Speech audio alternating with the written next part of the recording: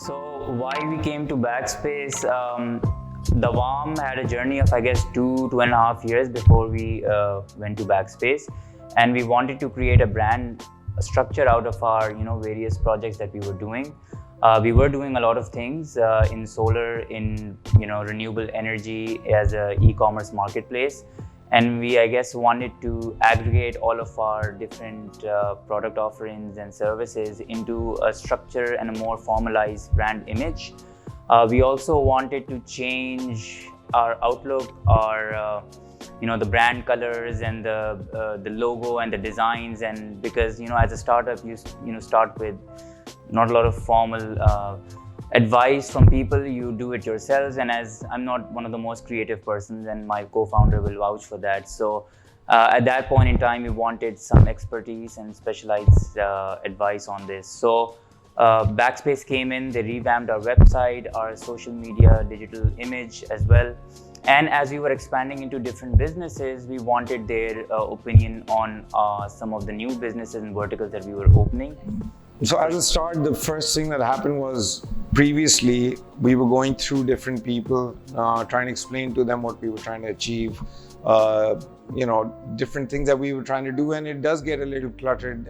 In our head, it was all very clear, but when you speak externally, it becomes slightly different. And I think what was important with both of them, Nagin and Asad, that we were able to create a situation where they really understood what we were about and what our message was about.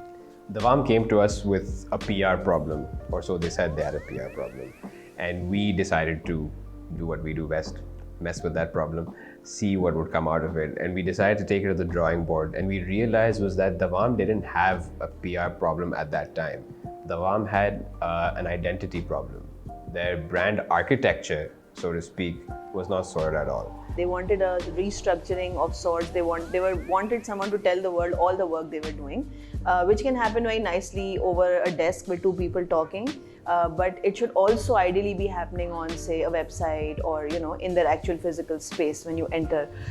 So what had happened was they had one logo, and it had been a certain kind of green, and it had been there holding everything together as the brand.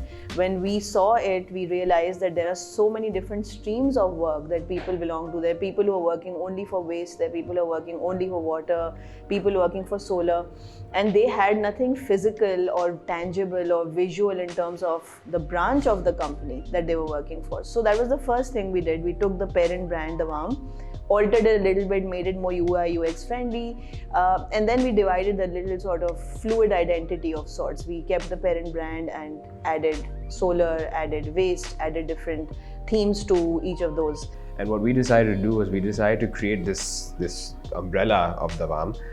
At that time, it's called Dawam Life. And Dawam Life was intending to work towards solving for solar issues. That means that people who would need solar installations at their houses, those who had solar panels already installed but needed servicing for that or needed some kind of consultation for their businesses, would refer to Dawam services. Those who would want waste to be collected from their households would go through Dawam Waste. And then came in DVM, which was Dawam Marketplace. And that was to solve for, buying sustainable, eco-friendly products online. Having this brand architecture made into different, umbrella entities, it helped us to also visualize how we're going to do things operationally. Because once we had now Dawam Solar, Dawam Services, Dawam Marketplace, and now Dawam Life being made, it was easier for us to also segregate how we're going to approach our projects as well. So from a brand operations perspective, this brand architecture also helped us kind of segregate different projects and different teams and help us kind of not get confused in this entire process. And that really helped, not just in the sense that things looked really nice, but they also felt really nice. So you knew that now that I belong to a division of the parent company, even Umar and Salman started to see the company in that light and see which one maybe needs more attention or which one is maybe the flagship project right now. For example, where we are sitting right now, Dawam Life was a brand that Backspace actually advised and created. Our retail shop because before this we had the Dawaam marketplace, which was dvm.com.pk, and we wanted to create a new vertical which kind of aligned with our online virtual marketplace, and the Dawaam Life is what we created.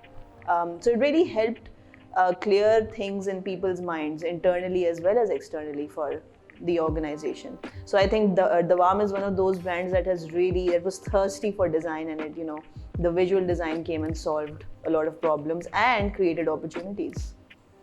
Considering the fact that we were a really small client when it comes to the other people that they might have been working with at the time, or the kind of companies that they were approaching, the amount of time and the amount of effort they put behind just creating an understanding of what we were doing really helped us, because Dawaam expanded from just doing solar and services to opening up this shop at probably the worst time possible, and then also launching the website, redesigning it.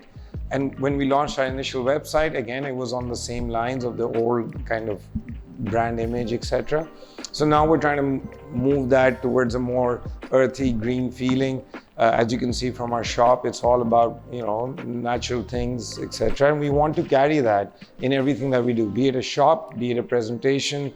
We're doing, I look after waste management and recycling at our end, and totally different market. It's not something where we face the consumer too often. But even over there, the recognition of the Dawaam name is testament to the fact that whoever did the work with us, because it wasn't us for sure, on the marketing side and on the side where we wanted to get our name out. We didn't necessarily want to sell something, but we wanted to get our name out. The waste management side of things in particular takes a really long time to develop. And I think having somebody work with us in all of those stages really helped us. And right now we're only in Karachi. Inshallah, we're hoping by next year we'll be at least in 3 cities in Pakistan. So that's something that we're looking forward to. And I'm pretty sure that Backspace is going to be part of that story as well.